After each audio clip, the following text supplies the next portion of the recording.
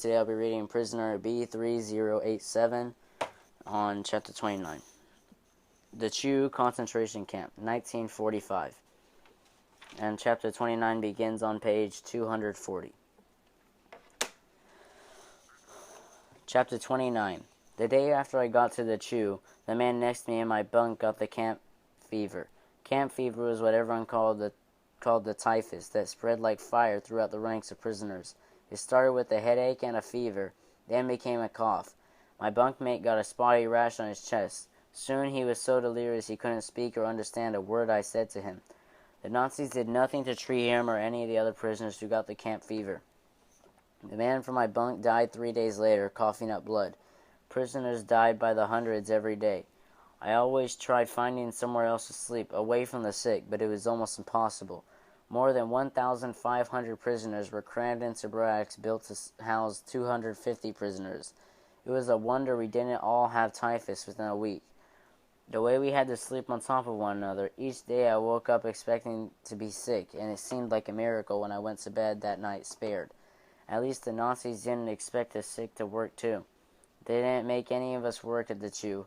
Prisoners had once worked here, like all the other camps, but not now. The Chew was in chaos. Some days we didn't even have roll call. The war was coming to an end, and we all knew it, even the Nazis. Like we had guessed, the Germans had been moving us around to avoid approaching Allied attack. Even so, the chimneys still burned day and night. One night early in the spring, we woke in the barracks to the sound of explosions nearby. They were so close they were deafening. A building in the compound exploded, shaking our barack, and I covered my head with my hands, just like all the prisoners around me. There was no place to go, no place to hide. The war had come to the Chew, and any moment a shell or a bomb might fall on our building and kill us all. So many times I wished for a bomb to fall on me, to end my suffering, but now I prayed that no bomb would hit me. Not now, not when I was so close to the end. If I could survive only a little longer, I thought, just a little longer. Planes roared overhead for hours. Bullets fired. Pop, pop, pop, pop, pop, pop, pop, pop, pop. From inside or outside the camp, I didn't know. The heavy poom, poom, poom of artillery shook our wooden beds, and the dust and dirt of 7 years rained down on us from the roof. I heard Nazis shouting to one another in German. More gunshots, more bombs exploding, but I kept my head down like the rest of the prisoners, whispering to death, pleading for it to pass me by yet again. Then, close to dawn, the shooting and explosions stopped. I felt a rush of relief at the silence. The bullets and bombs might come again another day, but for now we were alive, used to the sound of war coming and going. We went back to sleep. There might be a roll call in the morning, and we would need all the rest we could get. But come morning, something was different. For one thing, no capo had come around to wake us up. I woke only because my body told me it was time. As everyone stirred in their sleeping shells, we looked around at one another, wondering where our jailers were. One of the prisoners crept to the door and peeked outside. There aren't any guards, he told us. I don't see any guards. What trick was this? I didn't believe it. Slowly, we all climbed down from our shelves and looked out the windows and doors. The man was right. There wasn't a capo or an SS officer to be seen. Prisoners staggered out of each of the barracks, looking this way and that, waiting for the Nazis to jump out and start shooting at us.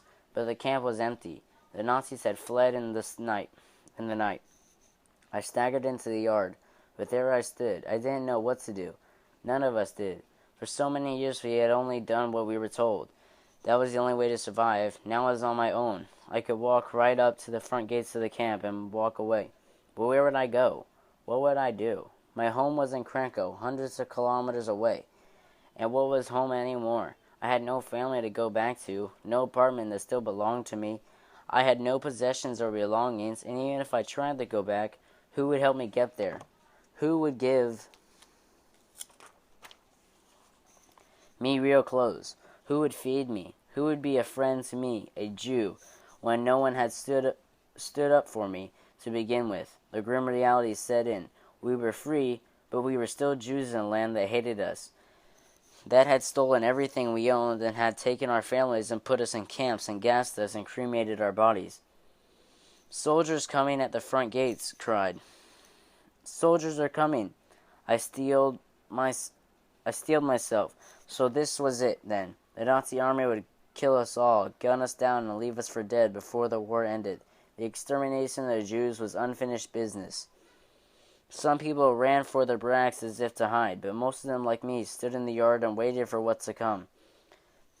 The gates opened and soldiers marched into the yard, but the soldiers weren't wearing gray and brown, they were wearing green. Their helmets looked different from the SS helmets, too.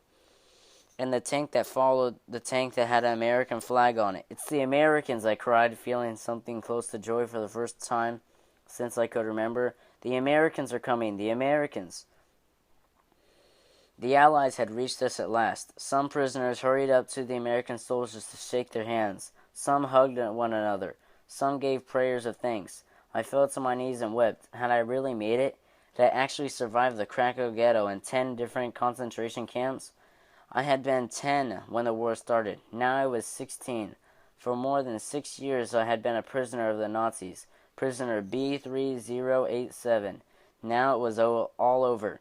An American soldier hurried to help me up and asked me something in English. I didn't understand. He tried again in German.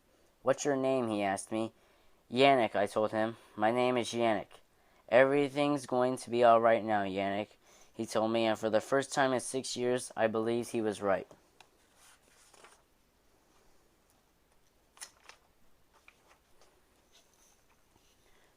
If you want to hear Chapter 30, look for my next video.